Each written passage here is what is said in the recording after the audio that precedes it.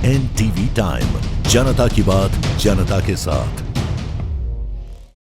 मांडू की जामनिया में खेतों में लगी आग, खड़ी फसल और कटा अनाज चला। नगर परिषद की फायर ब्रिगेड ने पाया आग पर काबू, किसान के परिवार का रो रो कर बुरा हाल। मांडू के वार्ड क्रमांक 12 जामनिया क्षेत्र में किसान और उसके 2 बेटों की 3 खेतों में आग लगने से खड़ी फसल और खेत से कटकर खेत में ही पड़ा हुआ अनाज जलकर खाक हो गया।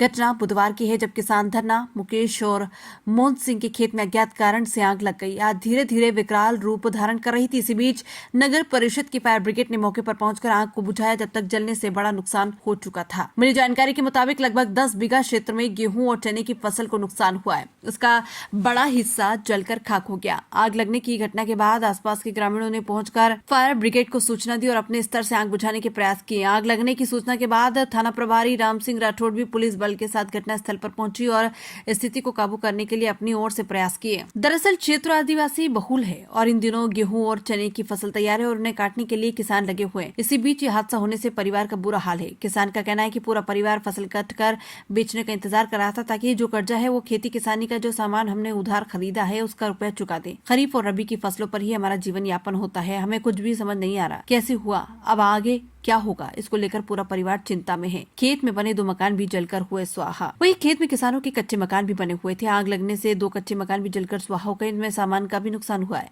खेत में आग लगने के बाद ही कहीं आसपास के खेत और मकान उसकी चपेट में न आ जाए, इसको लेकर चिंता बढ़ गई थी।